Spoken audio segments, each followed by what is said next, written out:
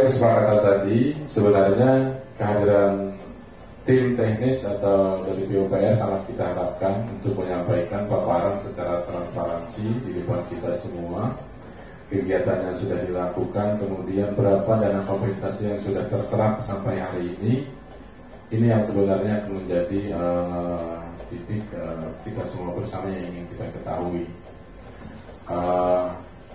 Secara data, kami kemarin meminta kepada pihak STC untuk disampaikan ke DPR apa-apa yang sudah direalisasikan, kemudian berapa biaya yang sudah dikeluarkan. Alhamdulillah respon dari STC kemarin memberikan data kepada DPRD. Tinggal ini kita belum punya data yang dari pihak tim kompensasi yang ada di pemerintah daerah. Sekarang saya lempar kepada teman-teman dari aliansi sesuai kesepakatan, apakah rapat ini mau dilanjutkan atau kita skor ke hari Senin depan, kita buat undangan lagi. Kecewa. Aliansi Kawal Kompensasi Tambang Pulau Laut sangat kecewa karena apa? Janji ucapan yang sudah disampaikan oleh ketua salah satunya tidak direalisasikan. Akan melibatkan AK 2 TPL dalam pembahasan perencanaan program. Buktinya kami mengindikasi sengaja ketika akan ada ekspos, di saat ada anggota AK 2 TPL maka diundur ekspos itu. Di saat kami tidak ada, tiba-tiba ada ekspos. Nah, apa yang ada di benak kalian? Kalau ada pengunduran jelas, harusnya jelas. Diundur jam sekian, kasih tahu kami. Apakah ada kontaknya? Saya yakin kontaknya ketua ada. Ketua ada, saya yakin pegang. Yang pertama itu. Yang kedua, saya kecewa. Kami kecewa, kenapa? Permohonan hearing yang 2 bulan lalu kami sampaikan baru direspon setelah kami harus turun ke jalan. Ya, harusnya kemarin kan direspon dulu, nyaman enggak? Panggilan lebih nyaman, enak. Enggak perlu lagi kami turun-turun ke jalan. Semakin sering kami turun ke jalan, maka semakin fakta akan diketahui masyarakat lebih luas. Dan siapa yang bermain, masyarakat akan menilai di mana kredibilitas para pejabat di Kota Batu.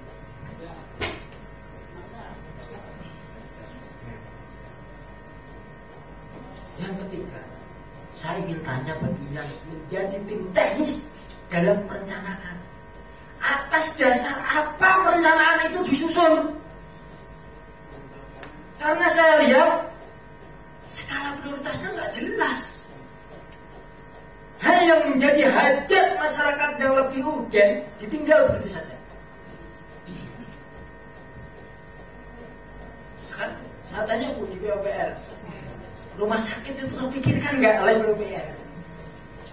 Rumah sakit terpikirkan nggak oleh anggota dewan? Sampai lihat barusan kemarin wabah demam berdarah. Adakah anak-anak dari kalian yang nyampe sana? Kawan kami ada yang anaknya nyampe situ, nggak dapat kamar. Itu yang menjadi alasan kami kenapa. Bukan hanya itu, fasilitas kesehatan rumah sakit Kota Baru ini sangat memprihatinkan. Kami berkali-kali komunikasi dengan kawan-kawan kami yang jadi dokter di kabupaten seberang. Kenapa di Kota Baru? Kenapa pasiennya selalu lari ke tempat kami? Ada apa ini? Di sini hajat hidup masyarakat yang harusnya lebih urgen, kenapa tidak didahulukan? Apa prioritasnya? Dan kenapa dewan diam saja? Kemarin bilangnya tidak mau lanjutkan. Oke, alasan itu kita terima. Selesaikan yang lain. Kami sebenarnya memimpikan kemarin pas ulang tahun Kabupaten Kota Baru itu ada peletakan batu pertama rumah sakit. Bahkan harapan kami bukan peletakan batu pertama, ada peresmian gedung baru atas hasil bantuan dari dana kompensasi. Dan mohon maaf, ini bagi perusahaan ya, harusnya sampai juga mikir. Kalau hanya bangun jalan, nanti tertumpuk lagi, hilang itu. Kalian tidak dapat monumen apapun. Kalau orang bertanya, STC sudah bangun apa? STC sudah bangun apa? Jalan. Ini jalan kan milik pemerintah. Mana bangunan STC? Gak ada. Beda sekali kalau kalian bangun rumah sakit. Jelas itu STC yang bangun. Kenapa kalian tidak berpikir seperti itu? Apakah mau SCG kemudian saya sudah memberikan kompensasi, mana buktinya? Jalan, ini jalan sudah ditumpuk berkali-kali nih sama PUPR, sama anggaran ini. Jalan kan gitu. Katanya nggak mau melapis bangunan yang sudah dibangun. Jelas sekali jalan akan dilapis lagi. Betul. Ada apa ini? Tunggal besar. Ya saya nggak tahu kalau itu, saya bukan kontraktor. Saya nggak tahu masalah untung saya tahu. Yang selanjutnya yang ke-5 ya. Di hari terakhir kami mendengar, bahkan masih ada rekamannya kalau mau. Ketika kami pertanyakan, Pak Maraga dana apa? Karena simpang siur nih. Ada yang bilang CSR, ada yang bilang kompensasi. Kami pengen jelas mau apa. Sebenarnya kami nggak masalah. Mau pakai CSR monggo, kompensasi monggo, APBD monggo, nggak apa-apa. Transparan. Jelas. Pak Sekda bilang itu dana CSR. Alhamdulillah berarti perusahaan berhak. Selain dia mengucurkan kompensasi CSR, dia kucurkan. Luar biasa, saat ini jempol waktu itu perusahaan. Luar biasa kontribusi untuk Kota Baru. Ternyata terakhir saya lihat di pelangnya didanai oleh dana kompensasi tambang Pulau Laut. Buset semua. Kenapa kebohongan ini selalu ada? Saya nggak masalah, mau kompensasi silakan. Oh itu untuk masyarakat juga silakan, tapi sampaikan. Kan pejabat itu harus punya data untuk ngomong, nggak asal jeplak. Ya kan? Kalaupun dia itu memang kok CSR, nah ini CSR Pak, MOU-nya jelas dari perusahaan. Kalau ngomong CSR, karena 2 kali sudah Pak Sekda bilang CSR, tapi ternyata ujung-ujungnya kompensasi. Saya ingat sekali, bahkan ada itu di koran, ya kan? Walau CSR, tapi setelah ujung-ujungnya kita baca kompensasi. Sekarang sekelas pejabat nggak bisa membedakan antara CSR sama kompensasi. Jangan-jangan CSR-nya kemana sekarang? Ini juga yang akan kita lacak. Ayo. Berapa perusahaan besar di Kota Baru? Bongkar total. 1 tahun berapa CSR-nya anggaran yang dikucurkan? Sudah dipakai untuk apa? Kenapa masyarakat hanya untuk menikmati kesehatan kelas 3 aja mereka kesulitan? Yang nggak mampu harus pakai surat keterangan tidak mampu ngurus BPJS ini apa? Itu kelas 3. Di mana otaknya para pengatur kebijakan? Padahal kalau pakai 1 aja perusahaan menggunakan dana CSR-nya selesai itu. Nggak perlu lagi orang Kota Baru periksa ke rumah sakit yang hanya ngambil kelas 3 itu harus pakai bayar. Apalagi cuma KTP Kota Baru, Bu. Itu berapa perusahaan? Saya ngomong kayak gini, kenapa? 1,5 bulan saya di NTB, hanya 1 perusahaan yang backup, Newmont,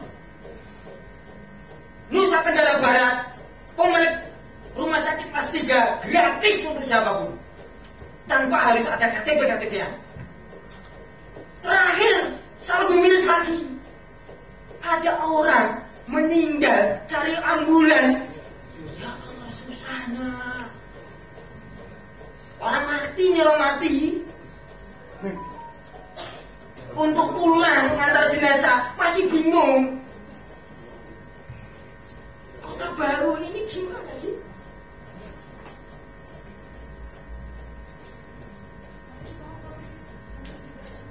Jelas, harus jelas mana CSR, mana kompensasi. Yang terakhir, kami ingin kejelasan kayak apa sistem akuntabilitasnya. dana kompensasi. Siapa yang mengaudit? Kenapa anggota DPR nggak tahu? Apalagi barusan tadi saya dengar mau mundur, terus tanggung jawab kalian daerah apa kalau mundur? Harusnya bukan mundur, Kan wakil. salah. Awasi bujur-bujur, kami nggak mau mundur, kasih posisi lebih. Itu harusnya. Kalau kemudian DPR itu tiba-tiba sedikit ngambek, sedikit ngambek, sedikit, terus gimana kerjanya? Nggak ada fungsi. Harusnya keras lagi. Ya. Kalau perlu sikat yang lain. Kalau ini nggak bisa, anggaran potong untuk alokasian yang lain. Saya sedih lagi barusan tadi sore. Tiba-tiba, Pak, ini anggaran apa ini? Ada bangunan ini. Ini PUPR. Usut menyerusut. Harusnya ini ke sini. Terus ini dipakai untuk dibangun oleh dana CSR. CSR apa ya tiba-tiba? Ini harusnya sasarannya ini, ya kan? Tiba-tiba ini dibangun oleh dana CSR. Terus akhirnya kami alihkan ke sini, Pak. Kok nyaman kayak itu? Kan ada budget. Kan ada budget. Kenapa modelnya kayak itu? Asal itu, oh ini nggak bisa di sini ke sini. Oh ini nggak bisa ke sini ke sini. Allah.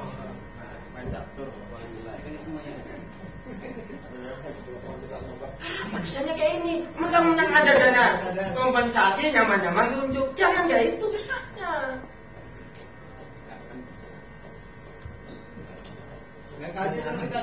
Saya kira itu, ya, yang saya sampaikan transparansi PSTC, SJG saya minta mekanisme penetapan pelaksanaan realisasi proyek seperti apa harus jelas. Kami juga ingin tahu gitu. Siapa sih yang menetapkan, yang mengerjakan ini jelas. Jangan tiba-tiba asal. Sebenarnya kami nggak masalah siapapun itu juga masalah. Cuma kami di hearing pertama kali kami sampaikan, tolong ya, putra daerah diperhatikan. Mereka juga perlu kerjaan. Kalau mereka punya kredibilitas, kenapa tidak didahulukan? Kenapa justru kontraktor lain? Itu. Tapi kalau memang nggak kredibel ya monggo. Itu ranahnya perusahaan. Tapi penilaiannya harus jelas. Jangan semua ini yang ngerjakan. Namanya lah gitu kan. Apa sudah setelahnya gitu kan. Nggak tahu. Terima kasih atas kritik dan saran, termasuk juga kehadirannya pada hari ini. Kemudian dari pihak STC, karena terus terang sama dengan Bapak, kami juga perlu beberapa hal kejelasan dengan pihak STC. Dinas PUPR itu sebagai tim teknis, Bapak. Selain Dinas PUPR juga ada Dinas Perkim. Jadi tidak Dinas PUPR sendiri, Bapak. Nanti ini berkaitan dengan perumahan yang ada di Fatmaraga, bahwa itu kewenangan dari Dinas Perkim, bukan PUPR. Tugas pertama yang harus saya selesaikan yaitu mengklirkan anggaran kompensasi untuk rumah sakit Stagen. Itu tugas pertama yang diperintahkan Pak Bupati ke saya untuk segera diklirkan dengan pihak STC, bahwa STC harus mau untuk membangun rumah sakit Stagen. Ya kan Pak Kornel ya? Saya berkomunikasi dengan Pak Cornelius, dengan Pak Dimas, bahkan ke Pak Edi untuk mengkomunikasikan pembangunan rumah sakit menggunakan dana kompensasi, Pak. Dengan anggaran waktu itu 45 miliar. Suratnya masih ada sampai sekarang. Kita bolak-balik ganti surat karena ada perubahan dan segala macam. Hampir 3 minggu kalau nggak salah saya ngurusin itu, Pak. Berbagai macam sudah kita lakukan. Pihak STC tetap tidak mau mempergunakan dana kompensasinya untuk pembangunan baru. Bentar Bapak. Tidak mau mempergunakan dana tersebut untuk melanjutkan bangunan yang sudah ada. Secara teknis, saya orang teknis, saya memahami alasan mereka tidak mau membangun bangunan yang sudah ada. Kenapa? Pertama, memang secara struktur mereka tidak bisa mengatakan bahwa struktur itu aman secara keseluruhan. Walaupun kami sudah melakukan kajian terhadap struktur tersebut, tetapi memang struktur yang di dalam tanah itu tidak bisa kita lakukan kajian. Saya sangat memahami sebagai orang teknis kalau alasan mereka tidak bisa membangun pada bangunan yang sudah ada. Nah, apabila kita melakukan pembangunan baru, Bapak, maka prosesnya pasti tidak akan selesai dalam waktu 1 tahun. Rumah sakit Stagen itu masih ada 8 bangunan lagi yang harus dibangun dengan anggaran kurang lebih 300 miliar lebih. Nah, kalau kita memang mau efektif, bangunan ada yang 3 bangunan itu yang harus kita selesaikan. Karena memang STC tidak bisa menyelesaikan karena ada berbagai alasan teknis Pak. Terlepas dari itu, semuanya yang saya bahas dengan Pak Edi, dengan Pak Dimas dan Pak Cornelius semuanya berkaitan dengan masalah teknis. Itu yang akhirnya kita tidak jadi melanjutkan pembangunan rumah sakit menggunakan dana kompensasi. Tetapi Pak Bupati memerintahkan untuk itu segera dianggarkan di tahun 2023 untuk dibangun dan diselesaikan 3 bangunan tersebut. Bangunan tersebut tidak bisa beroperasi karena memang IPAL-nya tidak ada, Pak. Padahal IPAL itu yang utama yang harus jadi pada saat rumah sakit akan beroperasi. Nah, di 2023 kami sudah menganggarkan kurang lebih sebanyak 50 miliar untuk pembangunan rumah sakit, lanjutan pembangunan rumah sakit Stagen. Proses sekarang sudah di Simpel URP. Kami akan melakukan lelang dini dari bulan November untuk MK, kemudian fisiknya di bulan Desember. Jadi harapan kita di 2023 rumah sakit tersebut sudah berfungsi. 3 bangunan tersebut sebenarnya bangunan poli, bangunan UGD dengan bangunan PIP. Tapi itu akan kita manfaatkan nanti untuk kegiatan yang ada di rumah sakit PJS untuk berpindah sebagian ke rumah sakit Stagen. Jadi saya yakin pemerintah daerah tidak akan menyia-nyiakan masyarakatnya untuk masalah kesehatan. Jadi 2023 insya Allah terrealisasi pembangunan rumah sakit Stagen. Kemudian perlu saya sampaikan juga Bapak, terkait masalah dana kompensasi, berkontraknya bukan dengan Pemda atau dengan PUPR. Berkontraknya antara pihak STC dengan pihak penyedia.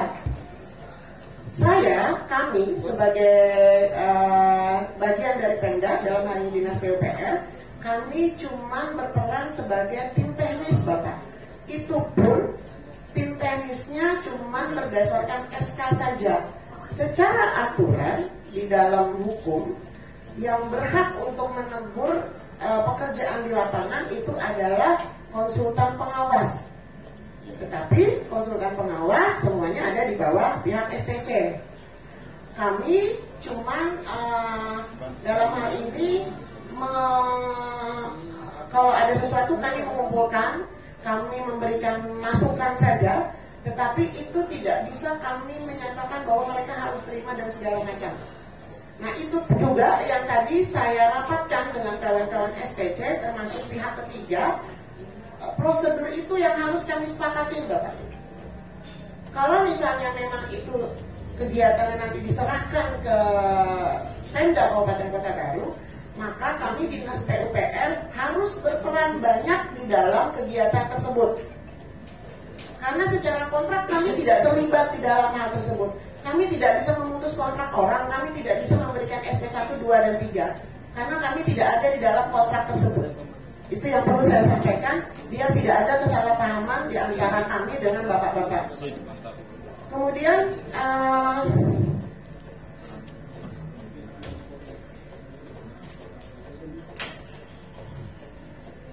audit itu pasti terjadi di tempat mereka Pak. Audit akan ada dilakukan di pihak STC.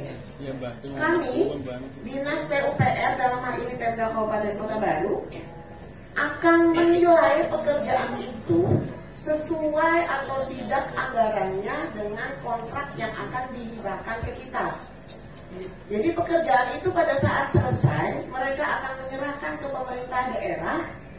Itu nanti akan jadi LPHD dan kami akan menilai benar nggak uangnya itu dengan mereka mau menyerahkan misalnya 2 miliar itu memang senilai itu pekerjaannya. Itu yang akan kami nilai, Bapak. Nah, itu tugas kami, karena nanti itu akan tercatat menjadi aset pemerintah daerah, dan kami harus menyatakan itu memang benar senilai itu.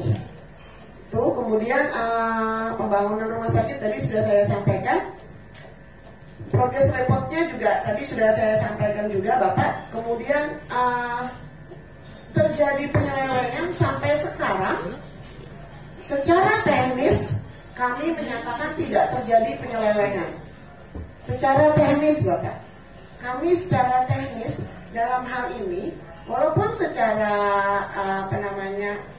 hitam di atas putih kami tidak berkontrak dengan pihak ketiga, tapi kami tetap melakukan koordinasi dengan pihak STC dan pihak ketiga. Jadi kami masih menyatakan bahwa untuk pembangunan jalan, Pak, kami masih on the track, masih sesuai dengan apa yang sudah kami rencanakan. Merencanakannya memang PUPR, Bapak, tidak melalui dana APBD. Jadi tidak ada anggaran yang tersedia di APBD untuk melakukan perencanaan tersebut. Kami dibantu oleh pihak STC untuk melakukan perencanaan tersebut. Tapi semua spek teknis dan segala macam kami tetap mengacu terhadap aturan Bina Marga 2018. Jadi kami pastikan bahwa semuanya tetap mengacu terhadap aturan yang ada di Bina Marga. Kemudian dari Pak Wahyu tadi kayaknya udah hampir semua sama ya Pak ya jawabannya. Jadi rumah sakit tadi Bapak, saya pastikan di tahun 2023 sudah ada anggaran sebanyak 50 miliar. Itu APBD ya? APBD Bapak, karena memang tadi STC alasannya secara teknis Bapak itu memang tidak bisa dilanjutkan. Mau cepat rumah sakit itu beroperasi. Sekarang kalau kita mau cepat Bapak, anggarannya itu ada di APBD 50 miliar. Nah, sisanya kita alihkan Bapak untuk pekerjaan yang lain. Salah satu yang disampaikan Pak Ketua tadi, izin Pak Ketua, jadi apa yang disampaikan Pak Cornelius sampai tahun 2025 itu sudah ada data bahwa pekerjaan ABCD sampai sekarang itu masih dinamis Bapak. Jadi itu masih belum clear bahwa itu yang akan dikerjakan. Pelabuhan 4 Serangkai, Pasar Kemakuren itu salah satu masuk yang akan diusulkan untuk dikerjakan dengan dana kompensasi. Kemudian Jalan Baharu sampai Berangas yang sering terjadi kecelakaan, itu kita juga anggarkan dengan dana kompensasi. Kemudian pelebaran jalan dari Berangas sampai ke Sejagat, itu juga kita anggarkan dengan dana kompensasi. Kemudian jalan Teluk Tamiang sekitarnya itu juga kita anggarkan dengan dana kompensasi. Jadi hampir semua pekerjaan yang rencana akan kita kerjakan, itu semua memang untuk hajat hidup orang banyak. Pada saat kita memaksa untuk mengerjakan pembangunan rumah sakit dari tahap awal Bapak, itu prosesnya tidak cukup dalam waktu setahun. Karena pekerjaan rumah sakit itu tidak sama dengan pekerjaan bangunan fisik lainnya. Dia akan lebih ribet Bapak pembangunannya karena aturan dan segala macam. Juknis dari Kementerian Kesehatan jelas bahwa untuk pembangunan rumah sakit harus memenuhi beberapa kriteria. Nah, bangunan kita yang ada sekarang ini sudah masuk kriteria Kementerian Kesehatan, Juknisnya tinggal melanjutkan saja. Tapi karena memang kawan-kawan SPC tidak berani mengambil resiko pembangunan melanjutkan, akhirnya kita geser itu untuk mengerjakan pekerjaan yang lain. Jadi saya pikir apa yang memang dikhawatirkan kawan-kawan, saya sepakat Bapak, karena ini memang bukan uang milik pribadi, ini memang milik orang banyak, memang milik masyarakat Kota Baru.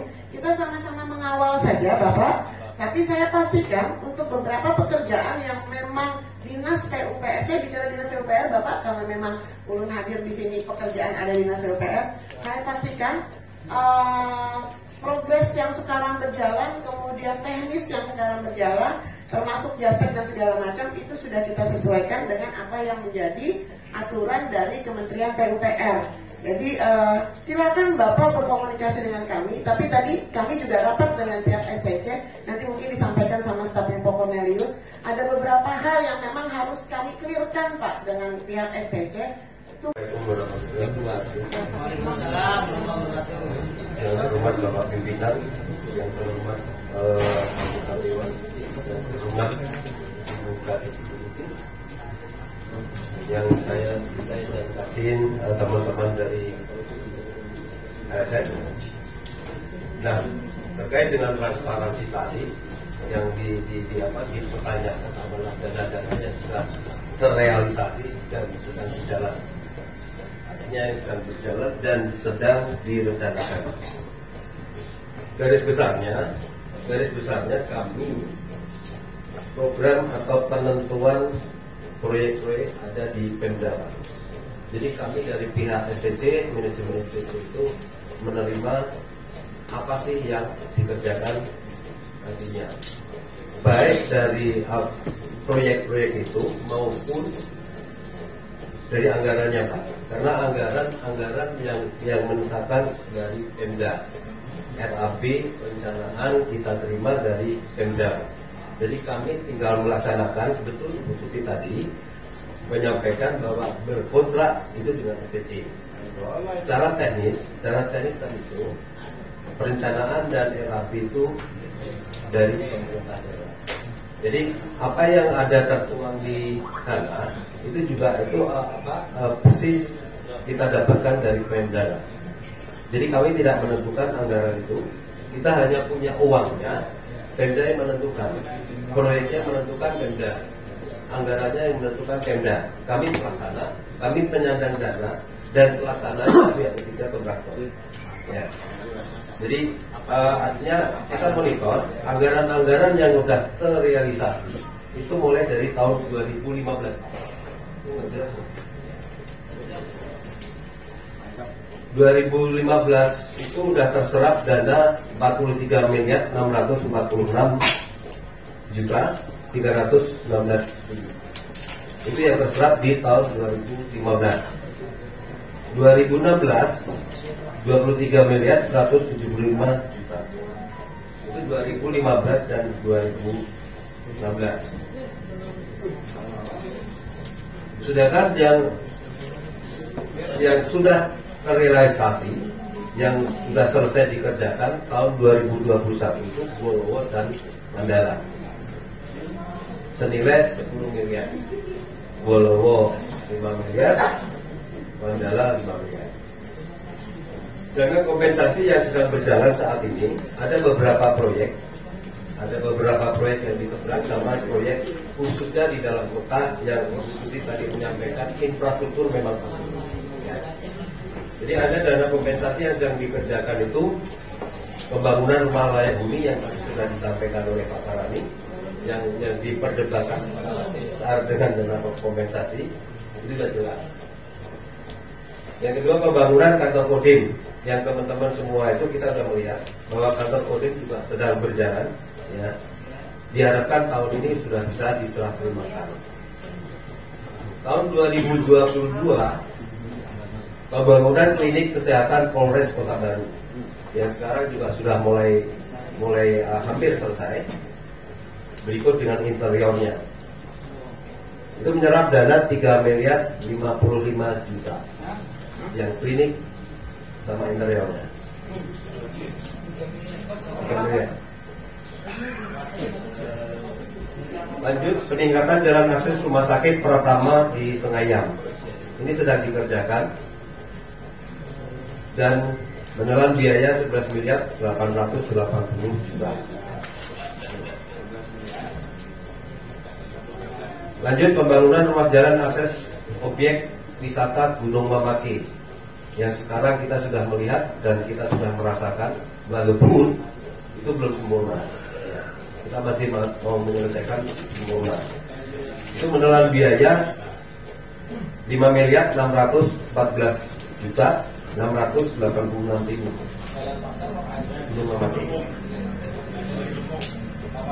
Selanjutnya peningkatan ruas jalan dalam ibu kota Kabupaten Kota Baru tahap 1. Ini boleh dikata tahap 1 karena mohon maaf Bu Tuti, waktu itu tuh ada tahap 2 juga. Ibu Tuti belum gabung begini. Ya. Tahap 1 itu ada 10 ruas. Itu nilainya tahap 1 19.595.170.000. Terdiri dari 10 ruas. Jalan Kemuning SMP 5 Teluk Kemuning. SMP 4. Mandin Teluk Gadang, Mandin Gunung Ulin, 5 Jalan Putri Jaleha, Jalan Silver, Jalan Fatmaraga, Jalan Sukmaraga. Itu yang 10 ruas, Pak. Dan sekarang ada beberapa ruas yang sudah diselesaikan, yakni di Masjid Raya. Insya Allah hari ini, kemarin sudah selesai di Jalan Silver. Jalan Gunung Ulin juga sudah, Mandin juga sudah diaspal. Itu yang tahap 1 yang 10 ruas, nilainya segitu. Yang kedua, yang selanjutnya penataan pedestrian dari Stagen. Dari Stagen pertigaan bandara menuju ke kota. Itu ada pelebaran jalan, Pak. Ya. Begitu juga ada lampu median dan median jalan yang dari bandara sampai ke kota. Itu menelan biaya 30 miliar. 30 miliar, ada 4 proyek di situ.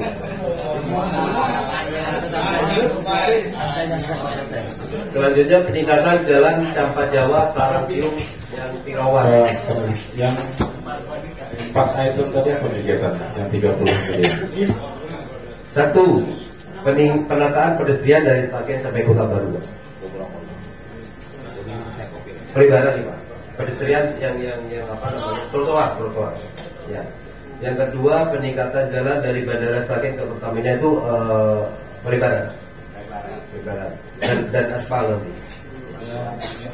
Terus yang ketiga, pemasangan lampu median dari bandara juga ke kota, ke persimpangan Nirama. Yang keempat, pemasangan mediannya. Jadi ada lampu tersendiri, ada median tersendiri. Jadi ada median, ada lampu. Ada 4 proyek. Oke, tadi sampai ke Jalan Campa Jawa Sarangpiung Tirawan. Sekarang juga sudah mulai dikerjakan dengan nilai 2.600.620.000.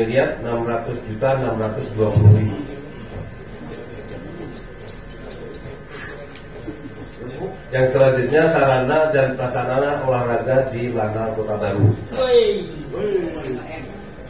Yang dulunya itu rencana dermaga, karena anggarannya memang dermaga kami setuju. Kalau fasilitas olahraga banyak sudah lama. Karena anggaran itu sudah ada pagu. Jadi dermaga memang tidak mencukupi, dialokasikan ke sarana.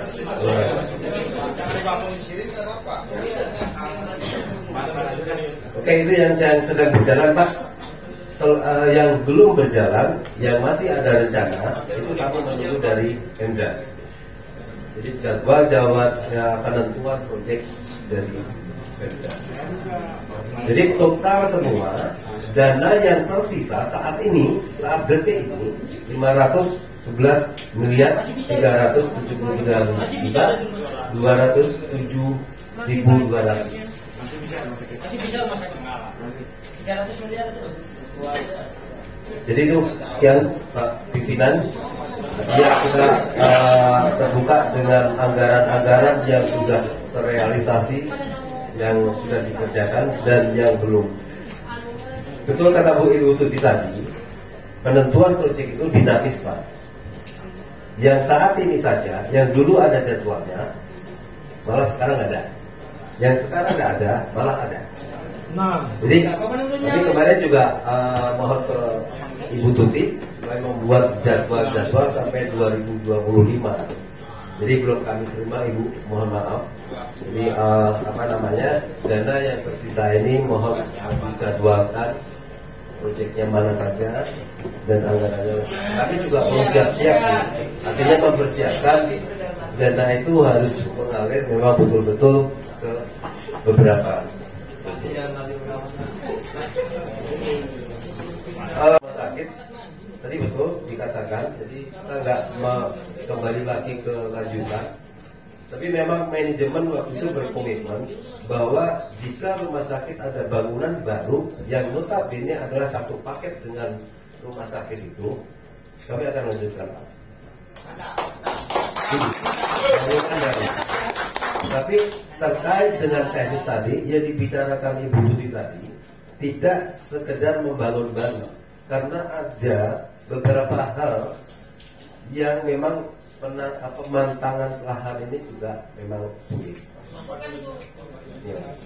Jadi keputusan terakhir daripada ini terus berlanjut, tidak ada keputusan, akhirnya kami dari manajemen juga jadi memutuskan bahwa itu tidak dilanjutkan, dan ada surat dari Pak Bupati untuk mengalokasikan dana yang rumah sakit itu ke proyek-proyek yang tadi 4 itu.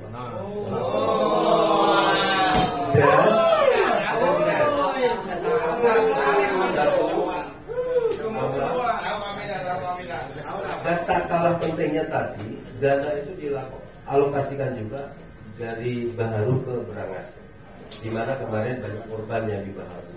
Itu juga kami intens untuk diskusi dengan PUPR bagaimana mekanisme teknis untuk